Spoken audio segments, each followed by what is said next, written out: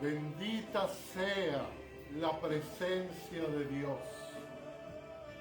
Qué bueno es este día, el día del Señor, que podamos estar juntos para buscar dirección de Dios, para buscar su voluntad, para buscar que Él nos prepare, para entender qué es lo que Él desea de nosotros, cuál es el nivel de obediencia que Él requiere de nosotros. Les bendigo a todos los que nos están escuchando, a los que nos van a ver posteriormente. Hoy va a ser un día maravilloso, porque hoy vamos a entender cómo prepararnos. Permítame una palabra de oración para darle gracias a Dios. Señor, gracias por este día. Te pedimos, oh bendito Jesús, que tú trabajes en nuestra vida en este día maravilloso. Solo tú eres bueno, Señor. Solo tú eres el Dios que nos sostiene, el que nos permite caminar sobre las aguas, el que nos permite atravesar las tormentas, el que nos permite caminar en medio de valles de sombra y de muerte. Tú eres el buen pastor que nos llevas a pastos delicados y que nos haces descansar, Señor. Te pido por cada familia y por cada uno de los que nos está escuchando en esta mañana y por los que nos van a escuchar. Bendice sus familias, bendice sus vidas. Y te doy gracias en el nombre de Jesús. Amén y amén. Hemos estado hablando de cómo conquistar este año 2021, de cómo conquistar este año que está comenzando. Y en esa misma tónica yo quiero seguir hoy. Y quiero darle como título a esta reflexión: ¿cómo avanzar en tiempos de oscuridad y de tormenta? Escuche, ¿cómo avanzar en tiempos de oscuridad y de tormenta? Tengo la convicción de que lo que le espera al mundo y a la humanidad en este año y probablemente en los próximos años que vienen, si bien anhelamos un gran avivamiento del Espíritu Santo, un gran avivamiento de la iglesia, también entiendo que estamos entrando en tiempos de juicio de Dios en contra del hombre, en contra de aquellos que le han dado la espalda a Dios. De tal manera que mucho de lo que nos espera para nosotros los creyentes son tiempos de oscuridad, donde vamos a ver que la maldad parece que va a ir ganando terreno. Sin embargo, entendemos igualmente que la iglesia que Cristo viene a buscar va a ser una iglesia victoriosa, va a ser una iglesia santa, sin mancha y sin arruga.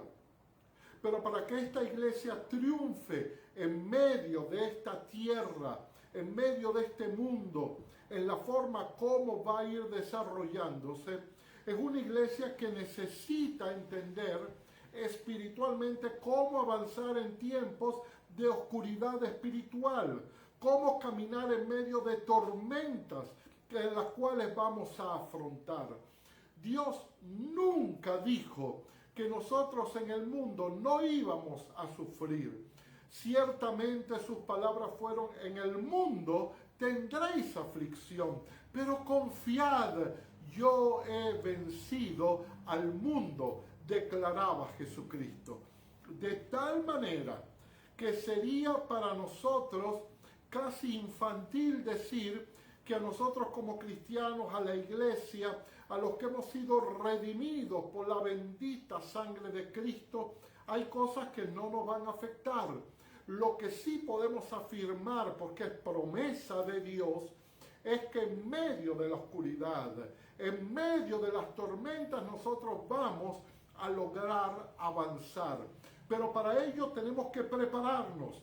Tenemos que entender qué principios espirituales están involucrados y cómo nosotros afianzarnos, cómo ser fortalecidos en el interior de nuestro espíritu para poder avanzar en medio de esta calle sinuosa, en medio de este trayecto peligroso, donde vamos a tener que mantener una línea sin movernos ni a izquierda ni a derecha, porque los tiempos que vamos a recorrer son tiempos peligrosos, tal como los declara la palabra. En Génesis capítulo 1, versículo 2, Génesis capítulo 1, versículo 2, reza de la siguiente manera: y la tierra estaba desordenada y vacía, y las tinieblas estaban sobre la faz del abismo. Y de alguna manera, aunque aquí está hablando de la creación, parece que describiera el estado de la humanidad, vacía, desordenada. La familia se está desordenando, los valores se están desordenando. Estamos creando en el hombre un gran vacío espiritual, porque cuando el hombre pierde paulatinamente el propósito para el cual fue creado, y no solamente lo pierde, sino que deja de entender para qué. Es decir, no sabe por qué fue creado. Empieza a tratar de llenar ese vacío que está dentro de nosotros con cosas humanas, con cosas, pensamientos, pero eso no llena el alma eterna del hombre. Y dice, pero el Espíritu de Dios se movía sobre la faz de las aguas. Bendito sea el nombre del Señor. Entonces esta es la gran promesa, que en medio del desorden, en medio del vacío, todavía el poder del Espíritu Santo se va a mover. Ahora, ¿cuál es la palabra de autoridad que nosotros necesitamos tener para tener ese poder del Espíritu Santo? Quiero leerles además otro versículo que está en Éxodo capítulo 20. Y este versículo quizás va a chocar con algunas cosas de las cuales nosotros pareciera que estamos convencidos. Y dice, y Moisés respondió al pueblo, no teman, porque para probaros vino Dios. Y esta palabra es para ti, pueblo de Dios, es para mí. No temas, porque todo lo que está pasando es para probarnos, dice el Señor. No solamente para probar a la humanidad. Y aquí probar, quizás con la humanidad tiene la intención de juzgarla, pero con nosotros es para probar si confiamos en Él. Es para probar nuestra fe. Es como cuando el Señor dice, voy a quitar el ganado, voy a quitar el vino, voy a quitar el trigo, ¿todavía confías en mí? Te voy a dar escasez, todavía en medio de la escasez vas a confiar en mí. Voy a quitar tu seguridad económica, todavía vas a confiar en mí. A veces voy a quitar tu salud, todavía vas a confiar en mí. Y dice, para probarlos vino Dios, y para que su temor delante de vosotros, para que no pequéis. Entonces pone el temor delante del hombre. Lamentablemente el temor de Dios delante del hombre natural lo que hace es alejarlo. Lo que hace es ir en contra de Dios mismo. Pero para nosotros pone el temor para que no pequemos. Dice, sigue diciendo el 21, y esto es lo interesante. Entonces el pueblo estuvo a lo lejos y Moisés se acercó. Escuche esto, por favor. A la oscuridad, algunas versiones dicen a la espesa oscuridad en la cual estaba Dios. ¡Wow! Dios está en la oscuridad. Si decimos que Dios es luz, ¿por qué aquí dice que Moisés se acercó a la oscuridad donde estaba Dios? Algunos dicen que esta versión, esta es la Reina Valera, no está bien traducida. Creo que en la versión latinoamericana, que dicen que es más textual, dice algo así como que entró en medio de una nube espesa. Bueno, sea como sea, entró en un lugar oscuro. Entró donde había oscuridad. Cuando va a llover y hay nubes espesas llenas de agua, pues se oscurece el lugar donde uno está. Entonces, Uno tiene que entender que la oscuridad también crea una diferencia. ¿Y sabe qué? No puede haber luz si no hay oscuridad. ¿Y por qué dice que Dios habitaba en la oscuridad? ¿Y por qué dice que solo Moisés se podía acercar? Porque entienda algo, en medio de esta oscuridad, por eso hablamos de cómo avanzar en la oscuridad, en medio de la oscuridad solo hay algunos que nos vamos a atrever a entrar, a pasar por medio de la oscuridad, pero no para sufrir, sino para encontrarnos allí con Dios. Pero esto lo podía hacer Moisés porque tenía comunión con Dios. Todo el pueblo permanecía fuera y tenía miedo. Inclusive en otros capítulos y en versículos anteriores dice, no, Moisés, quédate tú con Dios, habita tú los 40 días con Dios. Nosotros tememos a esos relámpagos, a esa tormenta, a eso que se ve de lejos. Le tememos a esa voz de Dios. Pero para Moisés eso era sosiego, eso era paz, era encontrarse con el Dios que lo amaba, con el Dios que quería rescatarlo, con el Dios que quería conducirlo en medio de la oscuridad. Bendito sea el nombre de Dios. Entonces entiende, Dios te va a llevar en medio de la oscuridad, pero en medio de la oscuridad está Dios. En medio del vacío está el Espíritu Santo. En medio del desorden que vemos del mundo, en medio de esta incertidumbre, donde parece que la maldad avanza, casi sin que nadie la detenga, Dios va a obrar. Dios va a hacer lo que Él tiene que hacer, porque el plan de Dios se va a llevar adelante. Muchas veces creemos el diablo ha tomado este mundo, el diablo está gobernando, pero quiero decirte en el día de hoy, nada le quita el trono al Dios Altísimo.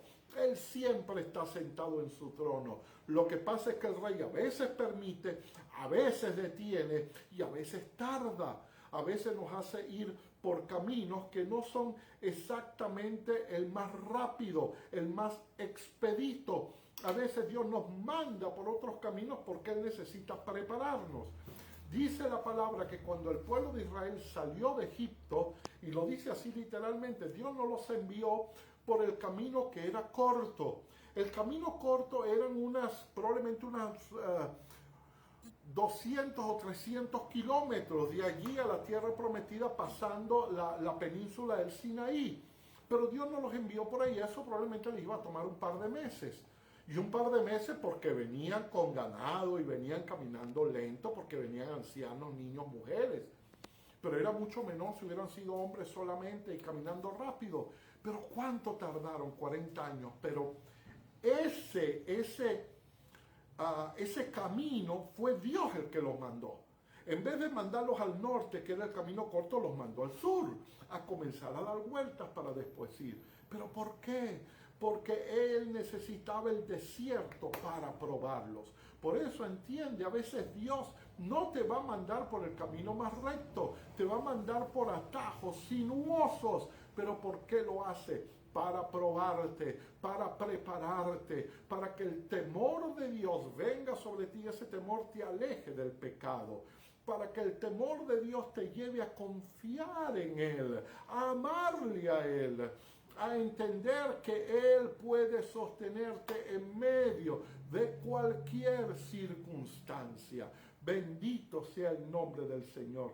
Entonces lo entendemos de esa manera. Se acercó a la oscuridad en la cual estaba Dios, en la cual estaba el Espíritu Santo. Ahora, quiero hablarles por un momento de una palabra muy particular, porque la oscuridad también tiene que ver con las tormentas. Y yo creo que no solamente este año, sino los años que vienen, van a ser años tormentuosos, van a ser años tortuosos, van a ser años peligrosos y que nosotros vamos a tener que transitar en medio de esos años. Yo quiero darte una definición de tormenta, porque cuando nosotros nos hablan de tormenta, inmediatamente pensamos en un hecho atmosférico, y ciertamente una tormenta es vamos a decirlo de alguna manera, una alteración de la atmósfera por vientos o por convergencia de una cantidad de cosas que hacen que el clima cambie. Pero yo busqué el significado de la palabra tormenta en general. Y es realmente el significado como nosotros la usamos. Y dice de la siguiente manera. Voy a darle 4 acepciones de la palabra tormenta. La primera dice, desgracia o infelicidad de una persona. Eso es una tormenta. Entonces nosotros vamos a pasar por cosas que nos van a hacer infelices, que nos van a quitar la gracia de Dios o van a tender a quitarnos la gracia de Dios. Otra acepción dice violenta manifestación de los ánimos enardecidos. Es decir, cuando nos molestamos por algo se crea una tormenta emocional. Otra dice tempestad de mucha violencia pero de corta duración. Otra dice agitación violenta que produce una desgracia. Entonces, quiero que entiendas algo. Lo que es una tormenta es un fenómeno que va a suceder. Y van a suceder diferentes tipos de tormentas. Va a haber tormentas que van a estar relacionadas con toda la humanidad. Pero quiero que entiendas algo. Va a haber tormentas en la familia. Es decir, va a haber tormentas que van a afectar a la familia o a gente que nosotros amamos. Va a haber tormentas que van a ser sumamente personales, que van a ser contigo. ¿Qué quiero decirte? La oscuridad, el desorden, el vacío puede estar en muchos de nosotros. ¿En qué sentido? Bueno, puede haber oscuridad en la salud, puede haber oscuridad porque sucedió un hecho en la familia y una rebelión de nuestros hijos. Hay un hecho que hizo que el matrimonio entrara en un problema grave. Hay un hecho de salud que hace que parece que la gracia de Dios se alejara de nosotros. Todas esas son tormentas. Y la tormenta hoy en día son fenómenos atmosféricos y se define así, pero con la posibilidad de ser anticipado. Esto es interesante. Y voy a hablar de 4 tipos de tormentas. Escuche bien. La primera, hay tormentas en la vida que nos las creamos nosotros mismos. Malas decisiones, malos conceptos, cosas que deberíamos haber hecho y no hicimos, crean tormentas en mi vida. Entonces, hay tormentas de las cuales yo soy el culpable. Yo soy el culpable de mi propia tormenta. Y eso tiene que ver mucho con las tormentas personales. Entonces, el segundo tipo de tormenta son las tormentas que nosotros podemos anticipar de diferentes maneras. En el caso, por ejemplo, de un tornado, usted habrá visto por televisión, en nuestro entorno, por lo menos en Venezuela, nosotros no padecemos de huracanes tan fuertes ni de tornados, pero siempre uno escucha en otros países del norte donde uno dice hay una alerta de tornado. Y por más que la gente se prepare, por más que eso está anticipado, por más que eso está informado y se sabe la hora, los días, la fuerza con que va a llegar, de todas formas produce destrozos, produce a veces muerte, produce cosas en la vida de las personas aunque se anticipe. Entonces tenemos que aprender también a caminar en medio de las tormentas que se nos anticipan. La tercera son las tormentas que llegan de repente. Cosas que suceden de repente, que estamos quietos y de repente viene un viento o de repente un terremoto. Los terremotos, aunque dicen que se pueden anticipar realmente, se sabe que por lo menos el primer terremoto que llega no se puede anticipar. Probablemente las réplicas de alguna manera se pueden anticipar, pero el primero no se puede anticipar. Entonces los grandes terremotos que matan tantas personas, ¿por qué son? Porque viene un gran terremoto, que viene un sacudón que no esperábamos. ¿Y qué sucede? Que cuando son repentinas, a veces no sabemos cómo reaccionar. Sucumbimos a estas tormentas rápidamente porque hacen más estrago de lo que deberían, porque no estábamos preparados para estas tormentas. Y la cuarta son tormentas que no son tormentas, pero para nosotros se vuelven tormentas. Hay un dicho muy nuestro que dice, wow, tú haces una tormenta en un vaso de agua. Y a veces esto es cierto. Hacemos tormentas donde no hay tormentas, ¿verdad? Nos ahogamos o hacemos una tormenta en un vaso de agua. Entonces, ¿qué es lo que sucede? Hay tormentas que creamos nosotros, hay tormentas que son anticipadas, que nos dicen, hey, viene algo. Tú sabes lo que está pasando en el mundo, tú lo puedes ver, tú puedes observar las noticias, tú puedes observar el mover de Dios y del diablo en el mundo. Y hay cosas que tú vas a poder anticipar y en las cuales tú vas a poder prepararte. Tú sabes, por ejemplo, en el mundo hay una gran tormenta con respecto a ir en contra de la familia, en contra de nuestros hijos. Pues anticípate, educa a tus hijos, prepara a tus hijos en el Señor, prepara a tu familia, santifícala cada día, conduce a tu hijo a la oración, conduce a tu hijo a la palabra. Yo la puedo anticipar, entonces puedo hacer que esa tormenta no haga los estragos que debería hacer por ser repentina o porque no nos preparamos cuando nos dijeron que venía la tormenta. Quiero por favor que vaya conmigo. Vamos a ver una tormenta en Marcos capítulo 4 del versículo 35. Vamos a leerlo. Dice, aquel día, Marcos 4 del 35 al 41. Dice, aquel día, cuando llegó la noche, les dijo, pasemos al otro lado. Y despidiendo a la multitud, le tomaron como estaba en la barca, y había también con él otras barcas.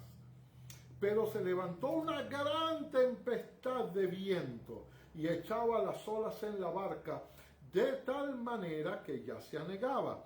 Y quiero preguntarte, esta tormenta de la cual relata la palabra, esta tempestad, la palabra la denomina tempestad, una gran tempestad de viento, ¿era una tormenta creada por ellos? No.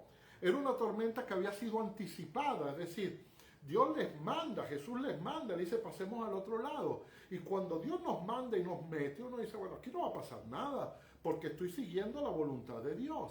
Y fíjense que no sucedió eso. En medio de la orden y en medio de estar exactamente dentro de la voluntad de Dios, ellos entran en una tormenta. Entonces no la podían anticipar. Pero sí fue una tormenta repentina. Fue algo que no esperaban. Y fue relativamente repentina porque, por supuesto que ellos como expertos pescadores, expertos en manejar barcos, en estar especialmente en ese mar de Galilea, sabían los vientos que siempre había, pero pareciera que este viento en particular era un viento extremadamente fuerte. Sigue diciendo el versículo 38, y él, hablando de Jesús, estaba en la popa, es decir, adelante, era quien más agarraba agua, donde más se mueve el barco, durmiendo sobre un cabezal, y le despertaron y le dijeron, maestro, ¿no tienes cuidado que perecemos? Maestro, no tienes cuidado que perecemos. Y levantándose, reprendió al viento y dijo al mar, calla, enmudece. Y cesó el viento y se hizo grande bonanza. Y les dijo, ¿por qué estáis tan amedrentados? ¿Cómo no tenéis fe? Entonces temieron con gran temor y se decían uno al otro, ¿quién es este que aún el viento y el mar le obedecen? Entonces, en medio de la tormenta, ¿por qué Dios nos prueba? Para poner su temor. ¿Por qué Dios nos prueba? Para probar nuestra fe y nuestra confianza en Él. Pero quiero decirte algo especialmente con el versículo 39. Fíjense las palabras, que usa Jesús. Dice, calla y enmudece. Calla y enmudece. En algunas versiones dice, paz y estate quieto. Es decir, Él mandó al viento a que se callara. Y esta palabra en el original significa quietud, pero una quietud involuntaria, no es una quietud porque el viento decidió calmarse, sino porque le fue ordenado calmarse. Paz y estate quieto. Cuando dice estate quieto o enmudece, significa literalmente ponerle un bozal. Cuando un perro está alterado, cuando un perro quiere morder, se le pone un bozal. ¿Y qué hace el bozal? Le restringe la mordida. Pero yo quiero que tú entiendas algo. Jesús estaba haciendo algo. Por ejemplo, en Lucas 4:39 nosotros nos encontramos a un Jesús reprendiendo la fiebre. Entonces, ¿cómo Jesús le habla a la fiebre? ¿Cómo Jesús le habla al viento?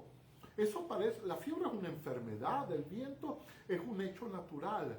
Pero quiero que entiendas algo. Jesús al hablarle, Jesús al decirle eso, Él le está dando una acepción espiritual a la fiebre y una acepción espiritual al viento. Significa que ellos eran espíritus a los cuales se les podía hablar. Él no le hablaba al viento, él no le hablaba a la fiebre, él le hablaba lo que había detrás del viento. Él le hablaba lo que había detrás de la fiebre que él lo producía. Y lo hacía con autoridad. Dice el Salmo 89:9. Dice, tú, hablando de Dios, tienes dominio sobre la braveza del mar. Él tiene autoridad. Cuando se levantan sus ondas, tú las sosiegas. Entonces Dios sabía, Él tiene el dominio. Él reprendió la fiebre como una manifestación de un espíritu detrás de esa manifestación física. Pero detrás había algo. Y quiero que entiendas algo. En la agitación de aquel momento del mar, era el viento que producía el efecto. Y yo quiero que tú entiendas esto, en medio de la oscuridad, en medio de las tormentas de tu vida, una de las cosas que tú requieres y que por favor te pido, cada día pídele discernimiento al Señor, porque puedes estar encontrándote reprendiendo al mar y no reprendiendo a la fuente que hace que el mar se esté agitado. Nosotros necesitamos irnos siempre a la fuente espiritual. ¿Dónde está la agitación? Entonces, ¿qué hizo Jesús? Era necesario que él reprendiera la conmoción, que era el viento, para que el efecto de las ondas cesaran. Él tenía que reprender el viento para que el mar se calmara. Entonces, una palabra de autoridad de parte de Cristo puede cambiarlo todo. Y Dios dijo, toda autoridad me es dada en el cielo y en la tierra. Por tanto, id a ser discípulos. Y el Señor dijo, la autoridad que yo tengo, esa autoridad les doy. Y dice la palabra que en un momento sopló sobre ellos el Espíritu Santo y recibieron el Espíritu Santo. Les dio palabra de autoridad. Entonces, lo que nos permite dar una palabra de autoridad, una palabra para reprender, en algunas versiones dice, él increpó, significa reprender con dureza y severidad. Él se impuso, él amonestó al viento, porque él tenía la autoridad. Él reconvino al viento y el viento fue calmado. Pero ahora escucha, yo quiero ahora ponerte en la parte de los que estaban dentro de la barca que no era Jesús. Entiende algo, cuando tú te enfrentas a una tormenta, hay un miedo que es natural, que a veces nos cuesta dominar, pero cuando uno se enfrenta a las tormentas, cuando uno inclusive le anuncian una tormenta, y más aún cuando hay tormentas que yo no espero, mi primera reacción es de temor, es de miedo. Pero lo malo es cuando el miedo me lleva a la ansiedad. La ansiedad es un paso un poquito más allá del miedo. ¿Por qué? Porque la ansiedad tiene que ver con comenzar a imaginarme o a preocuparme por cosas que todavía no han sucedido. Entonces comienzo a decir, ¿y si con esto me va a pasar esto? ¿Y qué va a ser de mí mañana? y Dios me podrá sostener. Tengo el miedo es natural. Yo tengo que tener miedo porque hay incertidumbre, tengo miedo. Eso es natural, pero no debo permitir que el miedo me conduzca a la ansiedad. Y eso pasaba con Jesús. Ellos se llenaron de ansiedad, pero solo se puede calmar la tormenta. La tormenta puede seguir, pero cuando yo hablo de calmar, es que dentro de mí hay una calma. Y solo la puedo calmar si mi alma está apaciguada y en descanso. Si mi alma está apaciguada y en descanso. La única forma de calmar la tormenta es que la tormenta no esté dentro de ti, que la tormenta esté fuera de ti. Pero cuando hay tormenta, pero dentro de ti hay un alma apaciguada, hay una paz de Dios dentro de tu alma, esa va a ser la forma, entiende, de caminar, de avanzar en tiempos de oscuridad. Un barco necesita agua. Un barco sin agua no es barco. El barco está diseñado para caminar entre el agua. No importa la tormenta, el barco está diseñado para aguantar tormenta. Acuérdense inclusive el diseño del arca, ¿se acuerdan? Wow, 40 días, 40 noches, dice la palabra, que salía agua por todos lados, que todas las fuentes de la tierra fueron rotas y uno no sabe qué tipo de olas había, pero el arca caminó por aquella tormenta, por aquel desasosiego. Pero entiende algo, el agua tiene que estar fuera del barco, porque cuando el agua entra en el barco hay problemas. Lo mismo es con las tormentas. Tus pruebas, tus problemas, tus necesidades, la oscuridad, lo que viene, las tormentas, tienen que estar fuera de ti. ¿Cuándo se crea un problema? ¿Cuándo comienza la ansiedad? Cuando esas tormentas entran y se meten dentro de ti.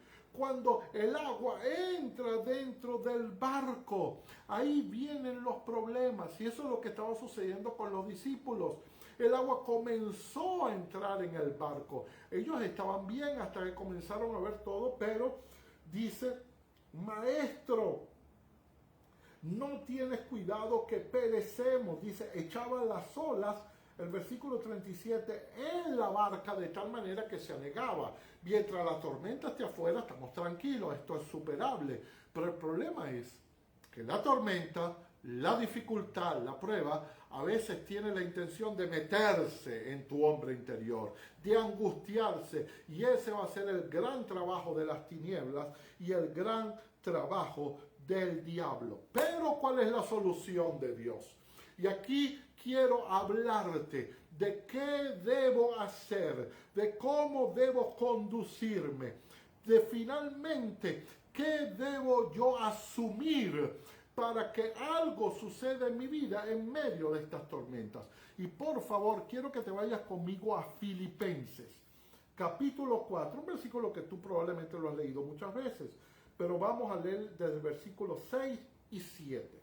Dice, por nada estéis afanosos. Fíjense, no dice no temas, dice por nada estéis afanosos. Es decir, el afán es el temor exacerbado, es el temor que empieza a pensar en cosas del futuro, ¿qué va a pasar? Seguramente va a pasar esto y comienzo a angustiarme. Dice, por nada estéis afanosos, sino en medio, esto no lo dice así, pero yo lo estoy parafraseando, sino en medio de sus problemas sean conocidas vuestras peticiones delante de Dios, en toda oración y ruego y con acción de gracias. Gloria a Dios. Qué tremendo es cuando a mí me botan de un trabajo, yo decir, Señor, gracias, porque al perder este trabajo puede convertirse en el mejor momento de mi vida, porque tú tienes un plan, Señor. Pero no porque las tormentas tú las creaste, sino porque vino algo y por reducción te tuvieron que botar. Este es el mejor momento de tu vida. Y dice, con acción de gracias. Y después comienza el versículo 7 diciendo, y esto enlaza el primer versículo con esto. Entonces, cuando tú ores, cuando tú dejes el afán, cuando tus peticiones sean conocidas delante de Dios, Cuando tú des gracias, entonces, la paz de Dios, no dice con Dios, dice la paz de Dios. Hay una paz con Dios. Esa es la paz en tu corazón. Hay paz de Dios en tu corazón porque tú no eres enemigo de Dios. Porque tú le has aceptado a Él como Señor, porque tú eres su hijo. Y dice el Señor que al ser aceptado como hijo de Dios, hay una paz que llena tu corazón. Pero hay una paz que está en el espíritu, que es la paz que guarda tu mente, es la paz que guarda tu pensamiento, es la paz que guarda tus actitudes, es la paz que guarda tu interior. Por eso estoy diciendo, el problema es cuando el agua entra en el barco. Entonces dice, y la paz de Dios, eso es lo que necesitamos. No una paz, no una convicción por repetición. Yo estoy bien, a mí me va a ir bien, a mí me va a ir bien, a mí me va a ir bien. Eso está bien, si tú quieres autoconvencerte, eso es autoayuda. Pero aquí no habla de eso, amado, aquí habla de la paz de Dios. Aquí habla de algo espiritual. Dice, la paz de Dios que sobrepasa todo entendimiento guardará tu espíritu, guardará tu interior, guardará vuestros pensamientos en Cristo Jesús. La paz de Dios, la paz que guarda tu cordura, la paz que te da tu tranquilidad, la paz que hace que tu corazón no se dañe, la paz que te hace más fuerte. Esa paz te va a fortalecer. Esa paz es tu gran defensa contra cualquier problema que venga a tratar de ir en contra de ti. Entonces, ¿qué debo buscar para avanzar en medio de tiempos de oscuridad? Que mi ser interior esté preparado con la paz de Dios. Y para internalizar esa paz necesito, vuelvo a leer, no estén afanosos. La paz de Dios necesita que vuestras peticiones sean conocidas delante de Dios. Habla con Dios. Derrama tu corazón. Dile a Dios lo que sientes. Señor, soy débil. Señor, mírame. Tengo miedo, Señor, con esto que me viene encima. Necesito de tu paz. Y tú tienes que ser no solamente un receptor de la paz, pero tienes que ser un transmisor de la paz de Dios. Que cuando alguien hable contigo de problemas, no diga, pero es que tú no sabes los míos. Pero mira, es que tú viste el precio de la harina pan. Sí, pero tú no viste el precio de los huevos. Tú no viste cómo está todo caro. No. Cuando alguien te hable de problemas, tú traes la paz de Dios. No importa cómo vayan aumentando las cosas, Él es mi proveedor. Y Él no dejará que yo decaiga, porque la paz de Dios me va a sostener. Bendito sea el nombre del Señor. Entonces este es el primer gran secreto, la paz de Dios. Pero la paz de Dios tiene que ver con comunión. La paz de Dios tiene que ver con santidad.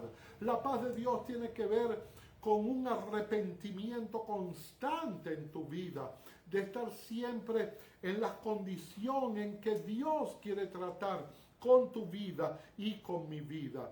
El justo, dice la palabra, hasta 7 veces peca al día, pero Él nos logra levantar, porque su paz le va a dar paz a nuestro hombre interior. Y quiero que vayamos a Hebreos capítulo 11. Y quiero hablarte de una actitud de un hombre que supo atravesar y supo caminar por esta tierra. Dice la palabra que él caminó por la tierra. Hebreos 11:9 dice, por la fe, y está hablando de Abraham, habitó como extranjero en la tierra prometida. La tierra prometida, ¿de quién era la tierra? De él. Pero él decidió habitar como extranjero. Es decir, esa es la primera actitud, habitar como extranjeros, entender que aunque el mundo va a pasar por una cantidad de tormentas, que hay oscuridad, aunque vemos que la maldad parece que va ganando espacios en esta tierra, diciendo el hombre parece que se volvió loco. esto cada vez está peor, pero es que yo habito en esta tierra que va a ser la tierra que Dios me va a dar en promesa. Habito como extranjero, como en tierra ajena, morando en tiendas con Isaac y Jacob. Es decir, donde yo habito no es mi lugar eterno. Yo habito en tiendas que puedo desarmar y puedo correr y puedo hacer cosas porque Dios me va a mover a donde Él me tenga que mover. Y sigue diciendo, porque esperaba la ciudad que tiene fundamentos, cuyo arquitecto y constructor es Dios. Y quiero que entienda algo. Abraham era un hombre sumamente rico, sumamente rico. Él tenía muchísimo dinero. Pero ¿qué dice la palabra? Buscad las cosas de arriba. ¿Qué hizo este hombre? Siendo muy rico, quitó sus ojos de la riqueza de la tierra y comenzó a buscar a Dios. ¿Qué actitud nuestra? Que siendo muy pobres, en vez de voltear la cabeza para arriba, seguimos estando en la tierra. Mira las cosas que están en el cielo. Mira lo eterno. Mira, dice la palabra, poned la mira en las cosas de arriba. Pongan la mira en las cosas de arriba. Perdón. No habites en esta tierra como si lo que tú estás viviendo es eterno. Durante este año tú vas a habitar como un extranjero. Este no es el año que a ti te corresponde vivir. Hay un año espiritual por el cual tú vas a avanzar. Hay una senda por la cual tú vas a caminar. Lo que está alrededor no es tuyo. Tú eres extranjero en una tierra y en un año que no te pertenece, porque tu año lo controla Dios. Y por eso tú vas a habitar en tiendas. Cuando sea necesario detenerte, es en una tienda, pero tú te vas a ir rápido, porque tu mirada está puesta en las cosas de arriba. Y cuando en el original dice poner la mira en las cosas de arriba, tiene que ver con un arquero, con alguien que dispara un arco. Yo no sé si usted ha visto en las Olimpiadas las competencias de arco. Ellos se ponen y están, primero el arco es muy especial y se ponen un buen tiempo a tratar de ver dónde es la mira, dónde tengo que poner la flecha y después la sueltan. Pero no quitan la mirada del blanco. No quites tu mirada de lo que Dios va a hacer, de lo que Dios va a hacer en tu vida. Tu destino es eterno, tu destino es el reino de Dios. ¡Ey! Escucha algo, lo que para otros es pérdida, para nosotros es ganancia. Cuando alguien muere, nosotros que decimos, Dios mío, lo perdimos. Perdimos su valor, perdimos todo, pero para Dios es ganancia. Delante de los ojos de Dios es ganancia, decía Pablo.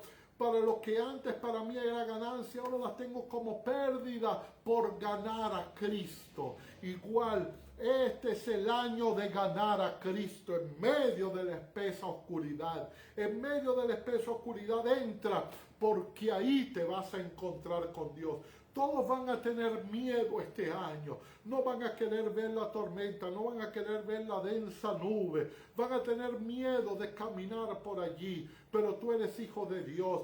Tú caminas porque allí te vas a encontrar con el Dios que te ama, con el Dios que va a tratar contigo. Allí te vas a encontrar con el Shaddai, el proveedor, el Dios todopoderoso. Ahí te vas a encontrar con el Jehová Rafa, con tu médico, con tu sanador, con el que te sostiene.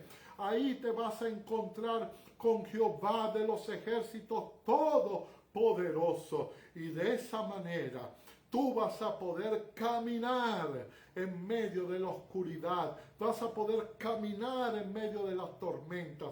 Porque tu espíritu va a estar apaciguado. Tu alma va a ser apacible. Tú vas a caminar en descanso. Y al caminar en descanso tienes la palabra. Sabes cuándo reprender y sabes qué reprender. No reprender al mar, porque el mar no tiene la culpa la tiene el viento. Y tú vas a saber qué reprender. cuál es el espíritu que está yendo en contra tuyo y vas a reprenderle con la misma autoridad. Y por eso cuando uno reprende, uno dice, te reprendo en el nombre de Cristo, porque estamos invocando un nombre que es sobre todo nombre, y ese nombre es el que nos da autoridad. Entonces, para calmar la oscuridad, para calmar la tormenta, es que tiene que haber una paz dentro de tu hombre interior que te lleve a la cordura, que te haga fuerte, que te defienda en contra de cualquier tormenta. De tal manera que esa paz de Dios, la paz de Dios puede cambiarlo todo. Actúa como Abraham. Este año no es lo que me pertenece. Hay un año que está caminando paralelo a este año, que es el año bueno, agradable de Dios. En ese año yo voy a caminar. Sí, estoy en esta tierra. No me desligo de la tierra. No es que levanto los pies y no entiendo la realidad terrenal. La entiendo, pero precisamente porque la entiendo, me recuerdo las palabras de Jesús cuando les dijo a sus discípulos, ¿por qué te amedrentas? ¿Por qué tienes miedo? ¿Es que acaso no estoy yo con vosotros? ¿No estoy yo caminando? ¿Es que no están caminando en una palabra que yo le dije, pasa al otro lado? Y hoy Dios en enero nos está diciendo, pasen al otro lado, ya va a venir otro año, y este año lo vamos a pasar para la gloria de Él, vamos a pasar al otro lado, vamos a caminar en la perfecta, pura, santa voluntad de Dios. Bendito sea nuestro Señor, bendito sea su nombre por siempre. Allí es donde vamos a entender el poder de Dios, la autoridad que se nos ha dado en nuestra boca, no porque declaramos, porque lo queremos declarar, es que declaramos con la boca de Dios. Es que por eso dice la palabra en Jeremías, y seréis como mi boca, y seréis como mi boca. Si aprendéis a discernir lo vil de lo puro, lo malo de lo bueno, lo santo de lo profano, seréis como mi boca. Y por eso habla de mi boca, de mi boca. Pasa al otro lado. Tú vas a avanzar en este año. Lo único que nos estamos preparando para avanzar un año que va a ser oscuro, que va a ser tormentoso, pero wow, va a ser un año de gran victoria para tu vida, para mi vida. Y así lo entendemos. Y para esto nos estamos preparando.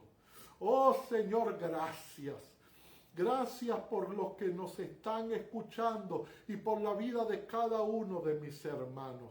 Quiero rogarte en el día de hoy que tú nos des un profundo discernimiento espiritual, que a través del ejercitar nuestros sentidos en el bien y en el mal, tú nos enseñes en este año a caminar en la senda que es derecha.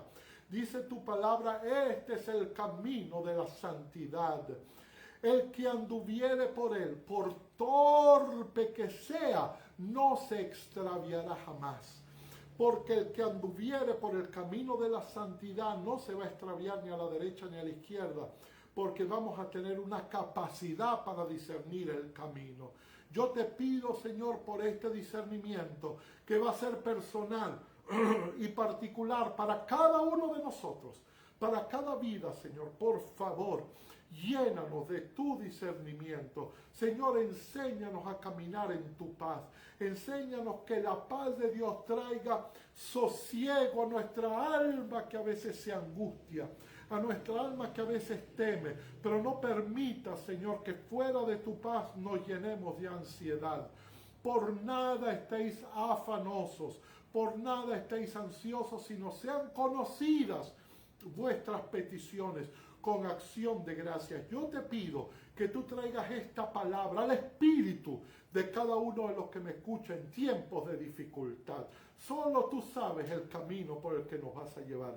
Pero, Señor, sabemos que tú nos has dado una palabra. Pasemos al otro lado. Y con nosotros está el príncipe del ejército de Jehová con su espada desenvainada y va delante de nosotros. Tú eres el que ordenas, nosotros solo obedecemos. Gloria al Señor, que Dios te bendiga. Gracias por estar con nosotros, gracias por todos los que han estado en vivo y por los que nos van a escuchar. Quiero rogarte que estas palabras de ánimo tú las transmitas. Y tú dices, pero ¿cómo va a haber ánimo, pastor, si nos estás diciendo que vienen tiempos de oscuridad? No, el mensaje es, vamos a atravesar esta densa oscuridad porque allí nos vamos a encontrar con Dios. Porque dice la palabra en Éxodo, capítulo 20, dice, y Moisés, vuelve a escucharlo, y Moisés se acercó a la espesa oscuridad en la cual estaba Dios. Ahí te vas a encontrar con Dios.